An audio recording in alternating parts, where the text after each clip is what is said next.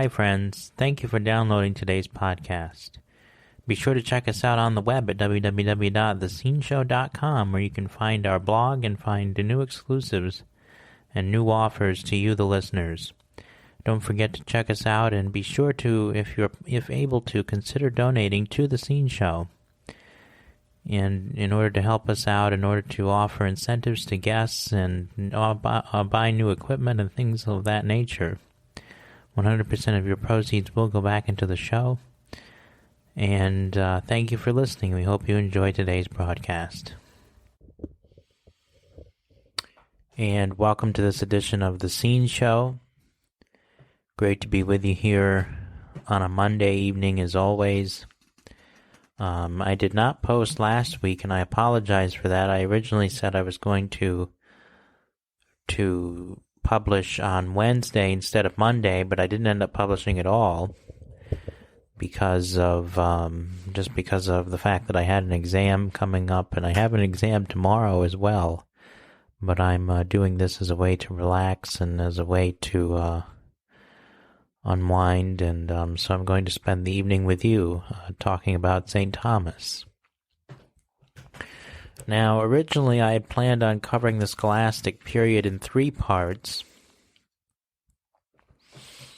and so that's why last week's episode was Scholasticism Part 1, but I'm going to do something differently, and that is I'm going to break up St. Thomas into 2 parts. And so, just because of the fact that everything seemed like, it felt like I'd be rushing through it if I tried to do St. Thomas in one episode and cover all of his theology in one episode. It would be, I didn't feel like it would do justice to St. Thomas, kind of like how I don't think I did a justice to St. Augustine in that episode either, because we rushed over so much of his thought without actually going into any depth to it. And so that's where we are. Now, as we get into St. Thomas, what we want to keep in mind is, again, the scholastic mode of thinking, the scholastic emphasis on rationality and logic. Remember the 3 characteristics of scholasticism: the emphasis on logic and rationality, the role of non-Christian philosophies to Christian thought, and an emphasis on the style of teaching and writing that sought to commentate on theologians and philosophers. That's important because it all comes to the forefront here in St. Thomas's writings. And so that's where we are today, is that we're picking up where we left off last time, talking about the scholastic period, talking about St. Thomas, and so we're gonna get into it here. Now, what I'm gonna do is we're gonna talk a little bit about his theological method and his views of faith and reason, and then end with the 5 proofs. The 5 proofs of God's existence that he comes up with, and I have some notes from some of my philosophy courses that I'm going to use for that. So this is again our aim here at the Scene Show, is to educate, edify, and encourage the body of Christ. And today we are educating about some church history here.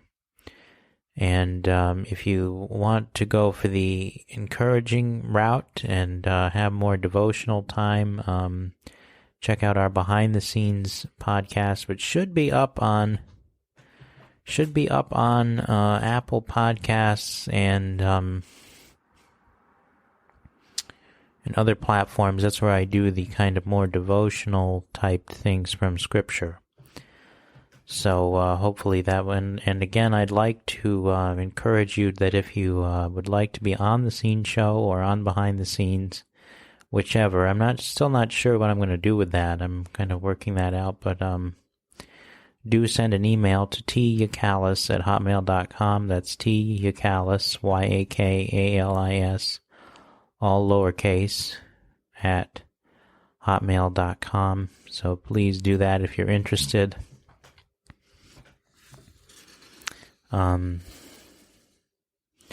So Thomas Aquinas lived from about 1225 to 1274. And he's probably the biggest theologian of the Catholic Church between Augustine in the 5th century and Karl Rahner in the late 20th century. And he was declared the universal doctor of the Church in 1567 by the Council of Trent. To disagree openly with Aquinas would likely result in censure from the Vatican, and that is how big he really is here. Now, he comes, and this is the period. I want to read something that Olson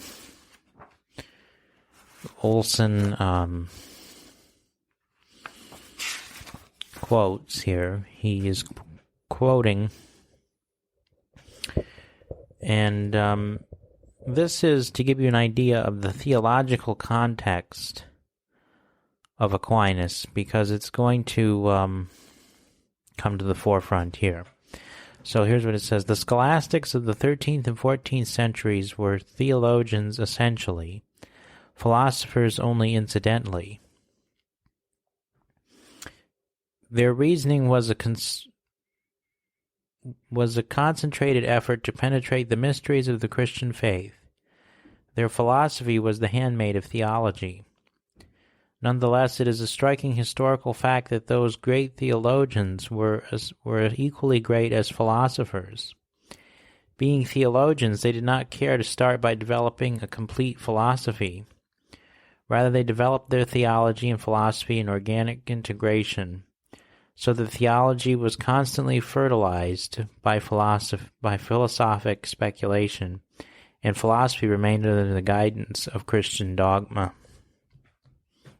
And I really think that quote here that Olson pulls, and I'm not sure where he's pulling it from, but that it essentially gives you a sense of what theology and philosophy were like in the medieval period.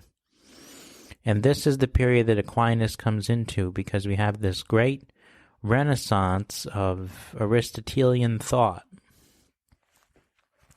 And there's this pushback from the church and from theologians saying that they're not going to use Aristotle, and that comes to deeply impact Aquinas.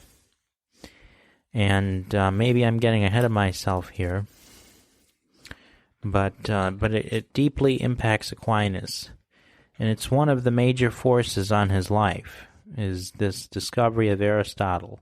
The second, of course, being the Dominican order, this new order of preachers founded by St. Dominic just before, in his lifetime, and this is important for Aquinas. He's born into a wealthy family, and he's expected to follow this prestigious path, so his family would prefer him to go to, say, the Benedictines, where he studies in Monte Cassino and gets his education. But Aquinas doesn't feel that way. And he's actually kidnapped by his family for 2 years. He's held for 2 years. Because his family doesn't want him to join the Dominicans, so they kidnap him for 2 years. He's in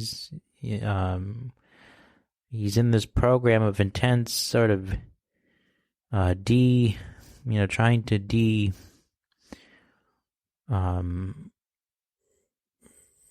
don't know what that would be, Dominicanize him, and it doesn't work, and he goes back and joins the Dominicans and goes to Cologne or to Cologne, if I'm saying that right, and studies under Albert the Great. And he earned the nickname the Dumb Ox because of his portly stature and shy nature. But Albert, however, saw the potential he possessed. So after Cologne, Aquinas studied philosophy and theology at the University of Paris, and there he confronted the growing opposition to the use of Aristotle in theology by the Franciscans. They believed Platonism was the mind's road to God. So this has a deep impact on Aquinas, because he's going to go through and defend Aristotle, defend his use in theological circles. That kind of becomes the work of his life. And, his commentaries on Aristotle are still revered by scholars as being, as being scholarly, no pun intended. But, so in 1256, he began his teaching career at the University of Paris. His two most famous works are the Summa Contra Gentiles and the Summa Theologica. The Summa Contra Gentiles was his defense of Christianity against the Muslim scholars of Spain, and the Summa Theologica is, of course, his systematic theology. And it's very interesting because Olson describes him as being kind of this, I don't know if erratic is the right word, but kind of being this, or maybe eccentric is the better word, being this eccentric, professorial type of person, in that, he's described in Olson's account as having this one instance where he's at dinner and he kind of goes off into this deep philosophical contemplation and says he's got the Manichees, and then he calls his scribe over to take notes, and he said he thought he was in his office. And so similarly like that, he stopped writing at the end of his life. Suddenly stopped writing about a year before he passed away. Suddenly stopped writing, claiming that all that he had written was like straw compared to the glory of God. So it is believed that he has been having these deep mystical experiences just prior to his death. So sort of that beatific vision that he had written so much about, he was then experiencing in real life. But just a genius of an individual. And so a little bit about his theological method is that it follows the scholastic order that we just talked about. The emphasis on reason, the logic of it, and where theology is again the handmaiden of theology, and it is still to this day in Catholic circles very much the adage it's very much the adage that we were taught in seminary, that philosophy is the handmaiden of theology. And of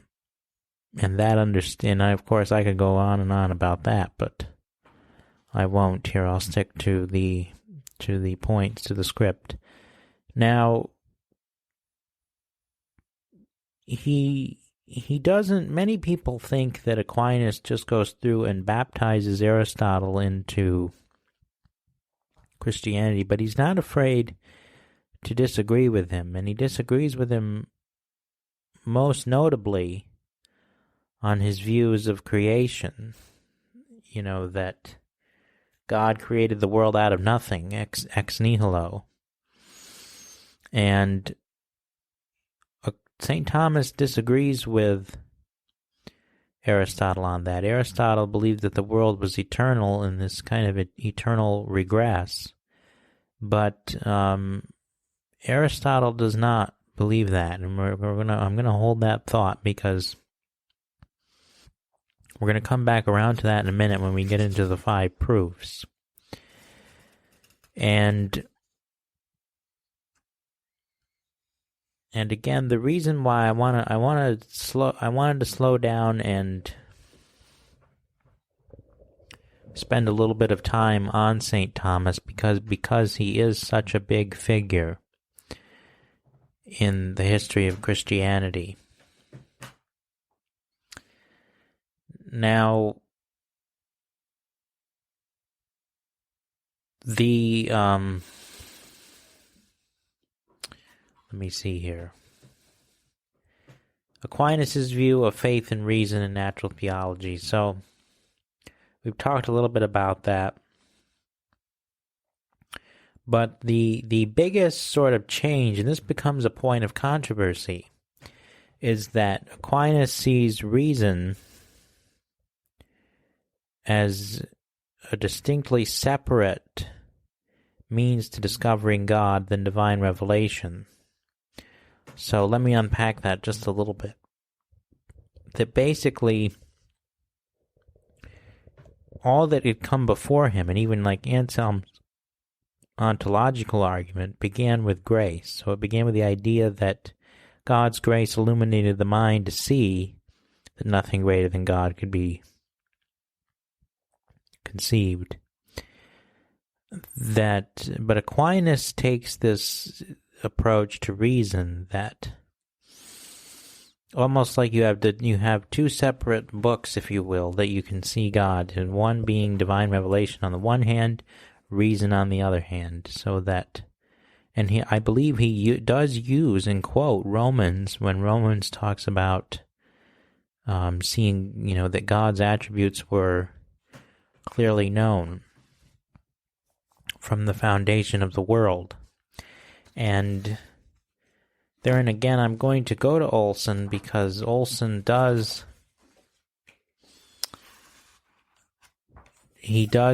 possess, if you read this is on page 337, he goes through and basically paints a picture of these two, basically a line through separating divine revelation from natural reason, that God's existence and attributes form the natural way, or the way through reason that we see God. And then, that we can't know something like the Trinity, but we can know God's existence and God's attributes through the created order. And I'm at a loss here, because I'm trying to explain what I'm seeing on the page, and it's not working out so well. But you see the point, that the point being that reason is distinctly separate from the working of grace here, that it is possible, he's saying, to know God by reason.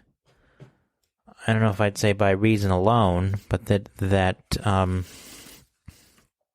it is possible to have some knowledge of God's existence through reason. And this is very much a contentious part of Aquinas' theological corpus, because it's very much debated and very much a heated conversation among scholars. So I want us to end with the 5 proofs, and looking a little bit, just sort of going over them briefly, because what they are founded on is they are founded on motion,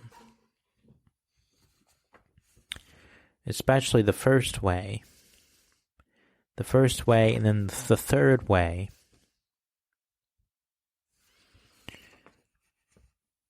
And maybe I'll go through and put these notes online. I think that would be helpful. Of course, I've said that before in the past and just have not done that. And but it's coming. It'll happen. So here's for example the first way. Motion is, so here's the first point. Motion is. The second point, a thing cannot be reduced from potency to act except by something which is already in act. So, but it gets very philosophical because he's using the metaphysics of Aristotle to explain or to prove as a proof of God's existence. So, of course, now I'm sure that there are many that reject this in the modern period of philosophy, but because you do have to sort of accept an Aristotelian view of metaphysics before you can get into Aquinas. But basically the first way sees God as this unmoved mover, that everything has a cause, and therefore there must be a first cause. And he says God is that first cause, or that unmoved mover. That unmoved mover that Aristotle talked about was actually God. And that's his. But Olson says that the third way is actually the way that ends up contributing the most to Thomas's natural theology. And so basically it says that some beings come into existence and perish. This fact shows that they cannot be and can be, i.e. that they are contingent and not necessary. As if they were necessary, they would always have existed and would neither come into being nor pass away. There must be a necessary being, and if there is not a necessary being, nothing at all would exist. And so that proof, the five proofs there, that one contributes the most to the natural theology that Aquinas develops. And admittedly, I'm going to have to do more research on that because it's not making complete sense to me. If I've lost anybody, I apologize. But the sort of the challenge with Aquinas is that he's very metaphysical and very, very technical. So that, if you're studying Aquinas, you have to know something about Aristotle to help you out. But so that's a little bit about, that's sort of an introduction to Aquinas and his thoughts, but I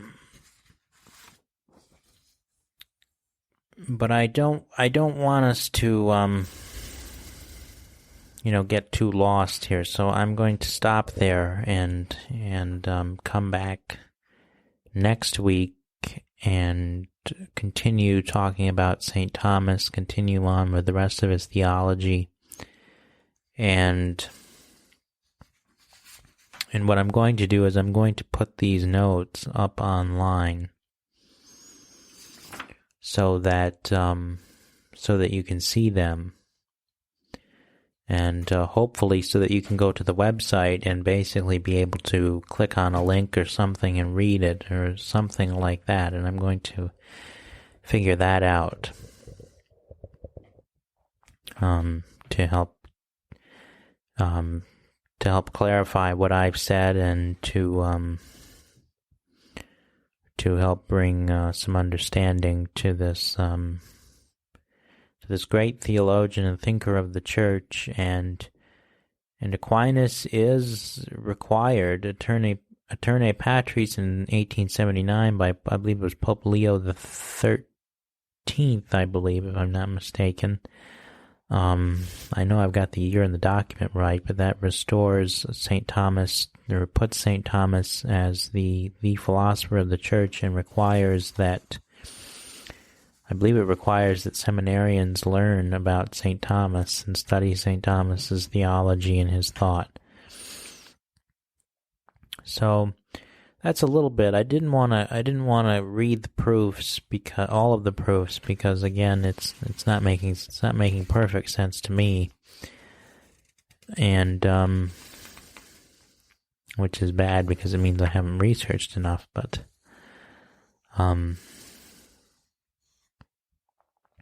Olson is more concerned with the theology, and that was what I read to you from there was the philosophy from the philosophy course that we took, and but that was some time ago, and so thank you for listening anyway, and I wish you all the best this week, and hope that your week goes well. Stay well.